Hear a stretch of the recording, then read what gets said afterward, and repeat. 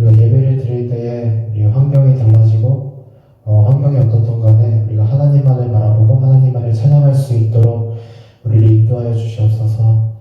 예배 가운데 함께 하실 그 주님을 기대합니다. 감사드리며 예수님의 이름으로 기도합니다. 아멘. 주님을 찬양합시다.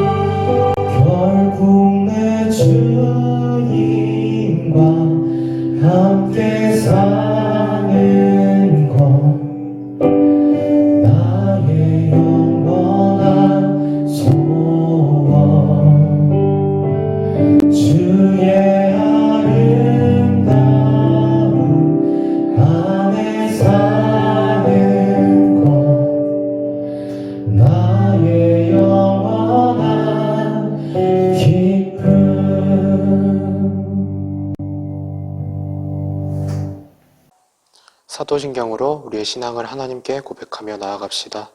전능하사 천지를 만드신 하나님 아버지를 내가 믿사오며 그 외아들 우리 주 예수 그리스도를 믿사오니 이는 성령으로 잉태하사 동정녀 마리아에게 나시고 본디오 빌라도에게 고난을 받으사 십자가에 못 박혀 죽으시고 장사한 지 사흘 만에 죽은 자 가운데서 다시 살아나시며 하늘에 오르사 전능하신 하나님 편에 앉아 계시다가 저리로서 산자와 죽은 자를 심판하러 오시리라.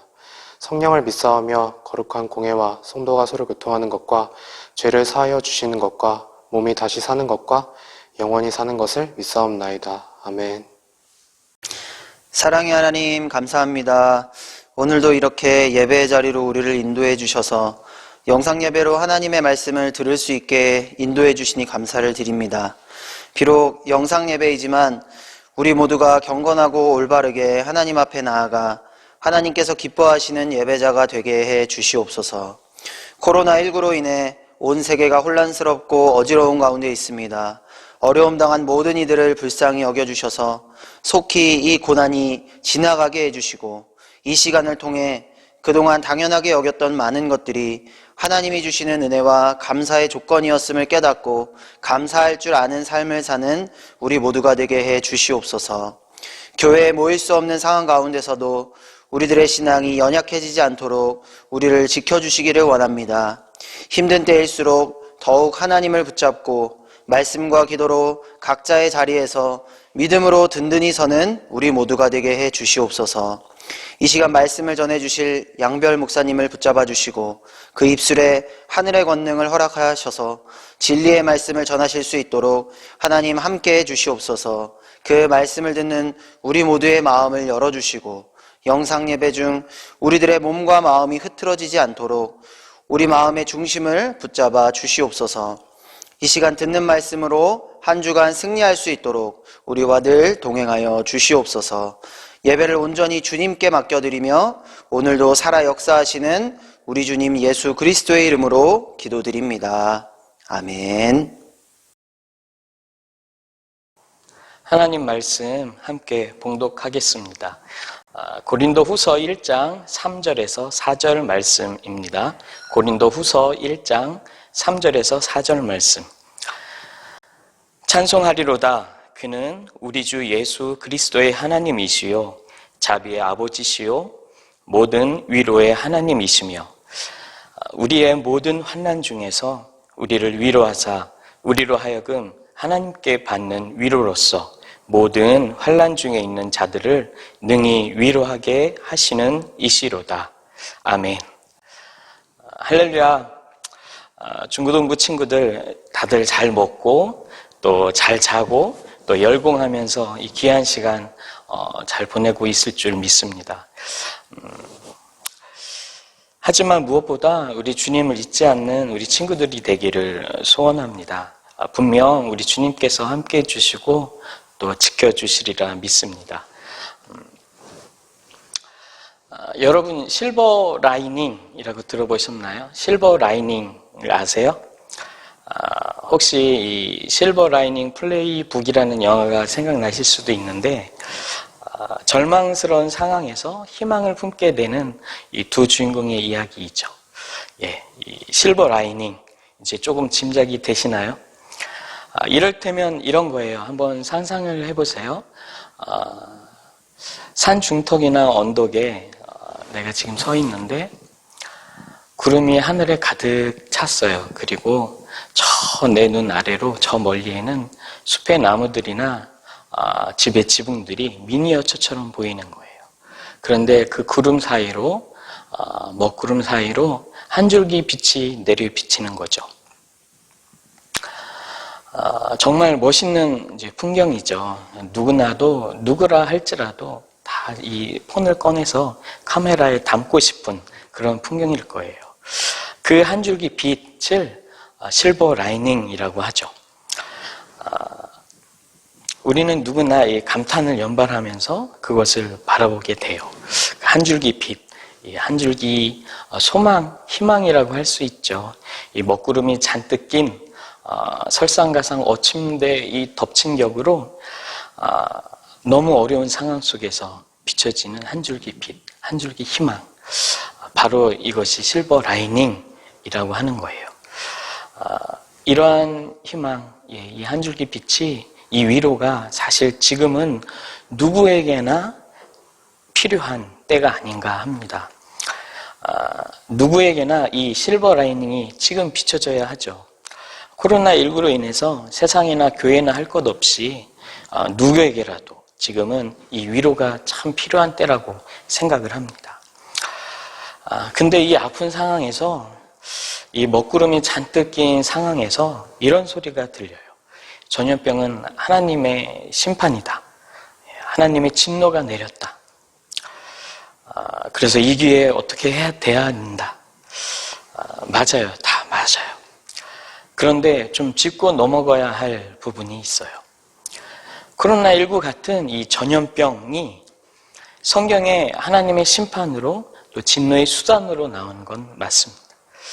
근데요, 하나님을 모르는 이방을 향해서, 이방 사람들을 향해서 이 전염병이 재앙으로 쏟아진 적은 이스라엘 백성이 애굽에서 나올 때 말고는 없다는 거예요.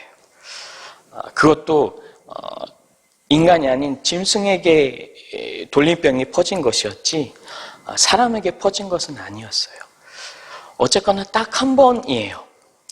선지서에서 시돈을 향해 전염병의 저주를 또 선포하시긴 했지만 그것이 실제 이루어졌다라는 기사는 적혀 있지 않죠.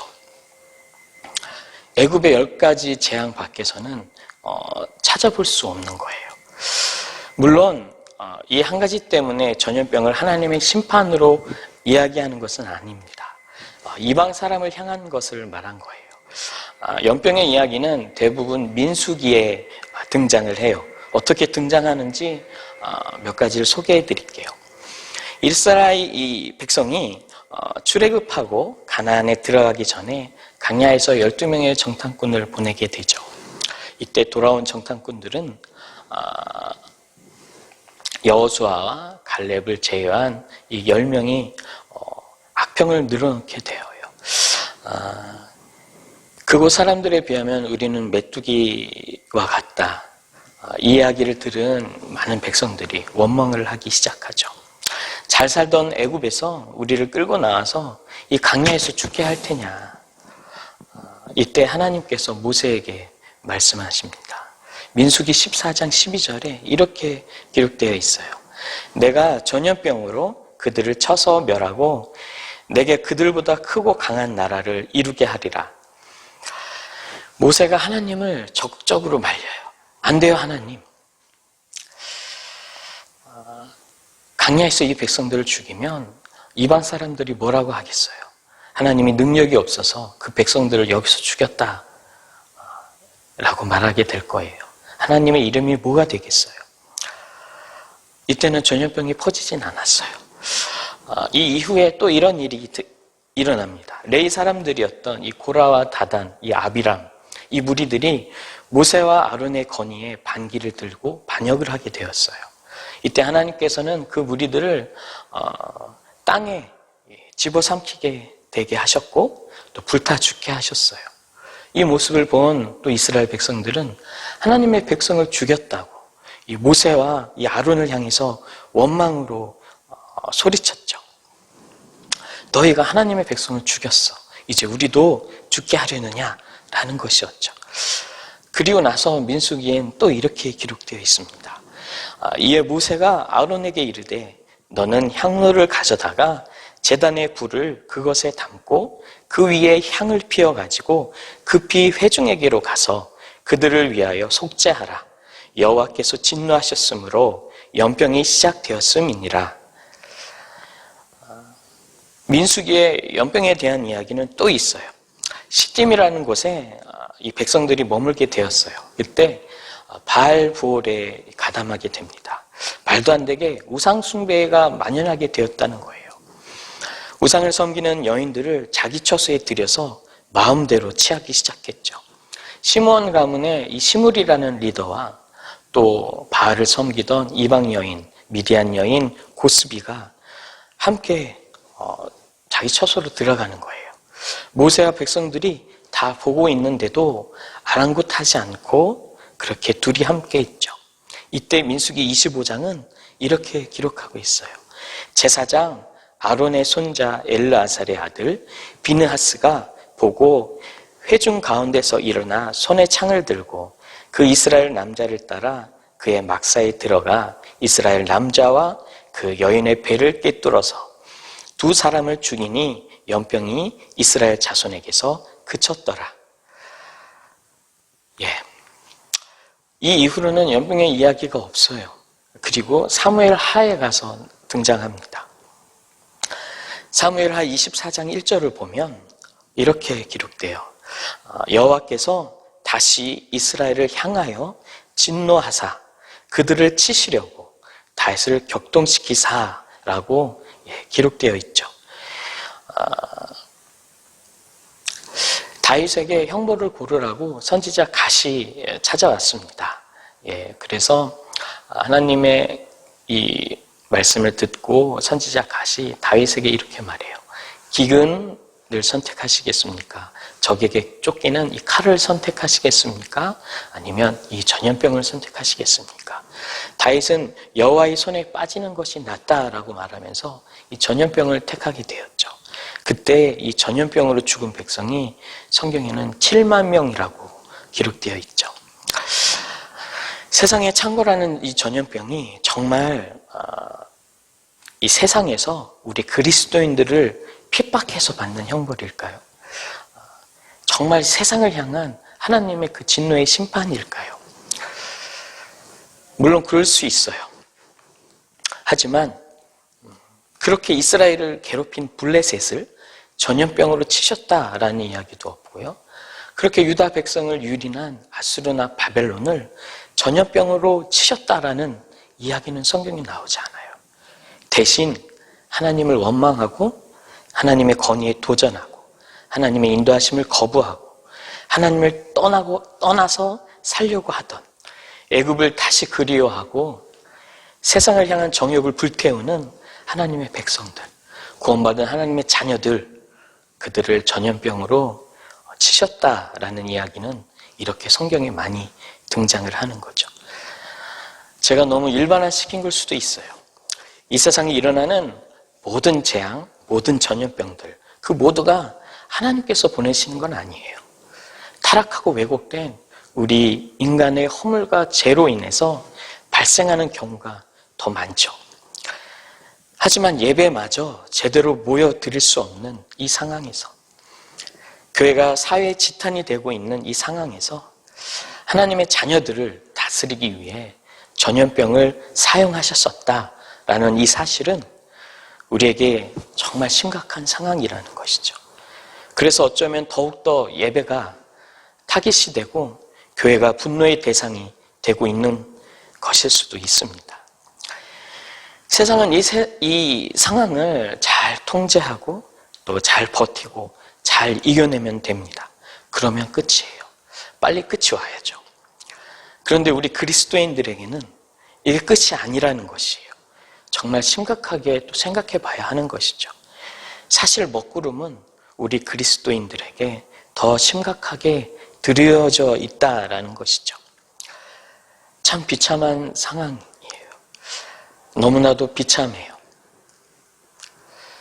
하지만 그래도 성경은 오늘 우리가 읽은 이 고린도후서 1장은 우리에게 이렇게 말씀해요. 너희에게 그 한 줄기 빛, 실버 라이닝이 비치고 있어. 우리가 믿는 하나님은 위로의 하나님이시고 그 하나님이 우리를 위로하신다. 무엇이 실버 라이닝이냐고요? 아모스 4장 10절을 한번 읽어볼게요. 내가 너희 중에 전염병 보내기를 애굽에서 한 것처럼 하였으며 칼로 너희 청년들을 죽였으며 너희 말들을 노략하게 하며 너희 진영의 악취로 코를 찌르게 하였으나 너희가 내게로 돌아오지 아니하였느니라. 하나님의 백성들에게 보내진 전염병은 하나님께 돌이키라는 메시지였다는 거예요. 이 모든 것이 주의 손에 있어서 그 백성들을 이끌어 가신다. 여전히 돌아오기를, 여전히 돌이키기를 기다리고 계시고 여전히 사랑하고 여전히 포기하지 않고 계시다. 그래서 사랑의 채찍으로 이 전염병이라도 들어서 사용해야 했던 것이죠. 내 백성, 내 자녀들아, 제발 돌이키라. 이 하나님의 음성, 이 메시지가 바로 우리에게 진짜 실버 라이닝인 것이에요. 그냥 죽어버리게 내버려 두는 게 아니라, 그저 하나님을 떠난 상태로 살도록 그저 버려두는 게 아니라 어떻게 해서든지 돌아오기를 바라고 계신다는 것이죠. 우리는 그 백성을 전염병으로 다스릴 수밖에 없는 그 하나님의 마음, 그 인도하심을 헤아려야 하는 것이에요. 우리 그리스도인들에게는 이 사실이 위로가 되는 거죠. 여전히 날 사랑하고 여전히 날 기다리시고 전염병으로라도 날 돌이키게 하신다라는 게 우리 신앙인에게, 우리 그리스도인들에게는 진정 위로다라는 것입니다. 진정한 실버 라이닝이 우리에게 비추고 있는 것이죠. 우리가 웨스터민스터 소요리 문답을 잘 알죠. 많이 들어봤을 거예요. 그런데 조금 생소하지만 웨스터민스터 소요리 문답보다 100여 년 전에 쓰여진 이 신앙 고백서, 이 교리 문답이 있는데 하이델베르크 요리 문답이죠. 그 1번 질문이 이거예요. 사나 죽으나 당신의 유일한 위로 무엇입니까? 우리에게 실버 라이닝이 뭐냐고 묻는 거죠. 그 답이 좀 길긴 한데 간단히 말하면 이래요. 날 위해 피 흘리신 내 주인이신 주님께서 이 모든 상황을 다스리시며 구원을 이루기까지 나를 인도하신다. 그런데 이 사실이 내 유일한 위안, 내 위로, 내 실버 라이닝이라는 것이죠. 먹구름 가운데 비춰지는 그 한 줄기 빛, 그 한 줄기 희망, 돌이켜라. 더 이상 애굽을 바라보며 허덕이지 말고 세상을 향한 정욕에 불타지 말고 나에게 돌아와라. 그래서 예수님께서 이 땅에 오셨고 십자가 고난을 마다하지 않으셨어요. 못 박히는 자리, 죽어야 하는 자리를 피하지 않으신 거죠. 우리의 실버 라이닝이 되기 위해서. 내가 죽을 테니 너는 살아라. 내가 십자가 질 테니 제발 너만은 살아라.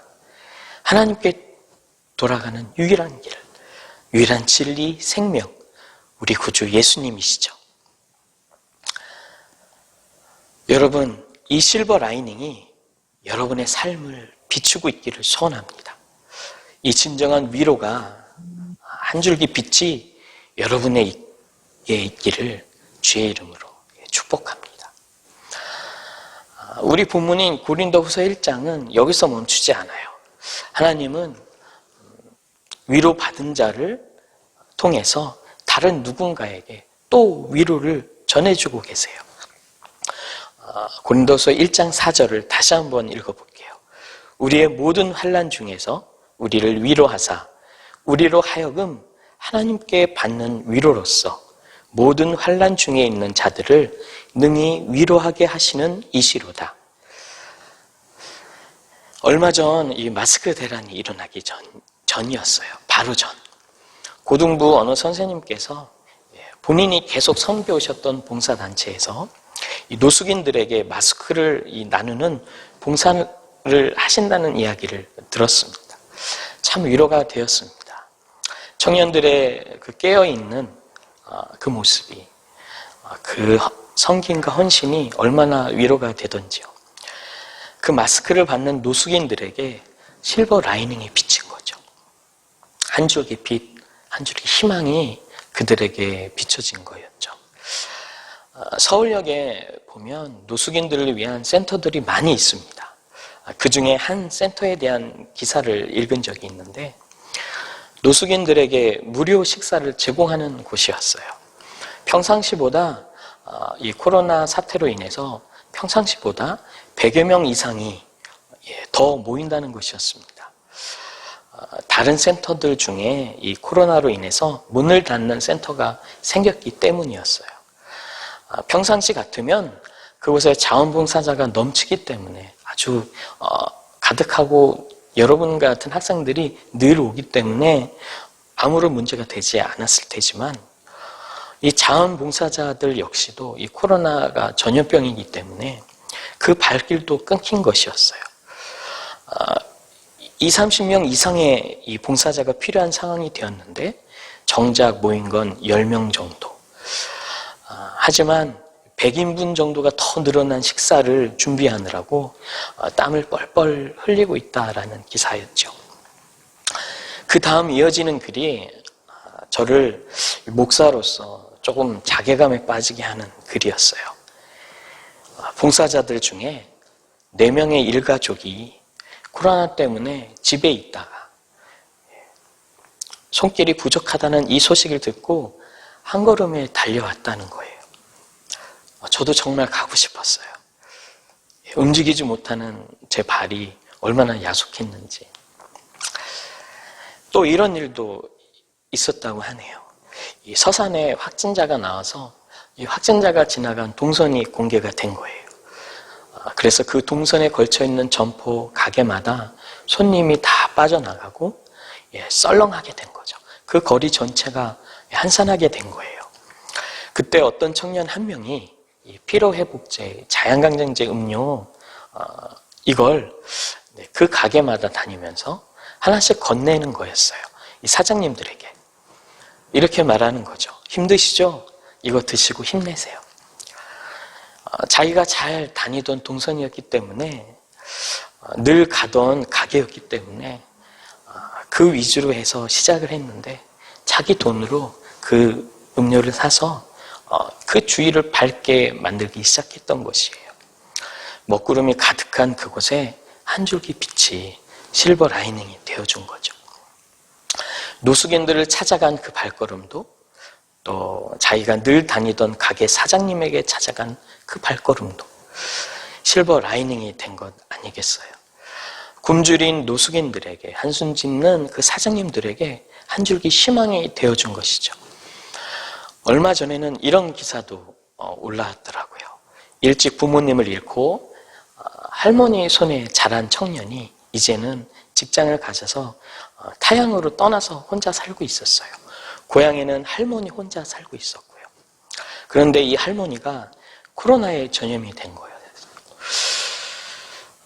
할머니를 돌볼 줄 다른 아무도 없었기 때문에 이 청년이 자신의 삶 모든 걸 뒤로하고 이 할머니에게 달려간 거예요. 근데 문제는 음악 병실에 들어갈 수 없었다는 것이죠. 병원에서 처음에는 이 청년을 들어가게 해주지 않았다고 그래요. 하지만 더 큰 문제가 있었어요. 이 할머니가 치매를 심하게 앓고 계셨던 거예요. 처음에는 증상이 잘 나타나지 않았을 때는 병원에서 감당을 할 수 있었는데 치매 증상이 심하게 나타나자 병원에서도 감당할 수 없는 상황에 이르게 된 거죠. 그래서 이 청년이 드디어 방호복을 입고 음압병실로 들어가서 할머니 곁에서 간호하게 되었다라는 것이죠. 치매로 이 전염병으로 고통받는 할머니에게 이 손자가 실버 라이닝이 되어준 것이죠. 어느 집사님과 권사님들이 의기투합해서 자가격리 중인 이 어떤 이 성도분의 집 앞에 반찬을 해가지고 가서 그 문고리에 걸어두고 왔다는 이 이야기 들어보셨어요? TV에서 대구 지역의 병원을 비칠 때 그 응원 메시지가 가득 담긴 그 병원의 그 한쪽 벽면을 보신 적이 있으세요? 여러분 어디 거창하게 어디 가가지고 봉사하고 돈 모아서 기부하고 이런 걸 이야기하는 건 아니에요. 지금 있는 자리, 가정에서 두 어깨가 늘어진 아빠에게 안마를 해주고 또 삼시세끼 무슨 요리를 할까 고민하는 엄마에게 오늘은 내가 설거지 할게 라고 말해주고 지금 당장 A4 용지를 꺼내서 펜을 들고 코로나19와 분투하며 싸우고 있는 병원, 보건소, 우리 공무원들에게 응원의 메시지를 한번 보내보자고요. 여러분 가운데 진정한 실버 라이닝 대신 우리 예수님이 있잖아요. 여전히 우리를 사랑하시는 그 주님이 함께 하시잖아요. 이제는 어떻게 하면 내가 또 실버 라이닝이 될 수 있을지 고민하고 결심합시다. 내가 있는 그 자리, 먼저 그 집에서부터 실버 라이닝이 되는 우리 중고등부 친구들이 되기를 주님의 이름으로 축복합니다. 기도하겠습니다. 생명의 주님, 우리를 한 줄기 빛으로 인도하시니 감사합니다. 주님께서 내 주인 되셔서 인도하신다는 이 사실로 인하여 우리가 위로받게 하시고, 코로나로 인하여 어려움 당하는 이들과 코로나와 싸우며 또 고군분투하는 모든 이들에게 위로와 힘을 주시옵소서. 우리 중고등부 친구들 모두가 있는 그 자리에서 실버 라이닝이 되어서 이 세상을 밝힐 수 있도록 그 마음을 다스려 주시고, 예배하는 각 가정 그리고 각 처소마다 더욱 평안함으로 지켜주시옵소서. 예수님의 이름으로 기도합니다. 아멘.